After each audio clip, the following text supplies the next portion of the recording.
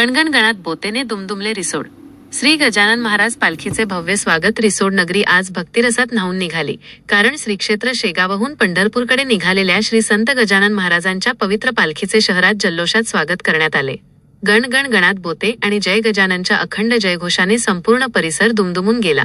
मालेगाव नाका, लोणी फाटा, डॉक्टर बाबासाहेब आंबेडकर चौक आणि सिव्हिल लाईन मार्गे पालखीचे कृषी उत्पन्न बाजार समिती परिसरात आगमन होताच भाविकांनी पुष्पवृष्टी करत श्रींचे भव्य स्वागत केले.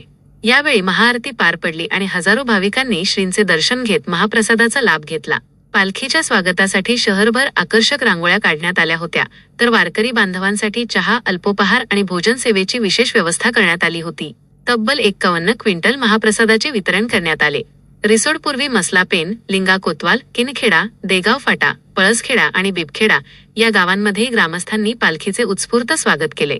सुमारे 750 किलोमीटरची आणि 33 दिवसांची ही पायीवारी परभणी, परळी वैजनाथ, धाराशिव, तुळजापूर आणि सोलापूर मार्गे प्रवास करत आषाढी एकादशीला जुलै 24 रोजी श्रीक्षेत्र पंढरपूर येथे पोहोचणार आहे. महाभूमी डिजिटलसाठी संदीप पवार, रिसोड.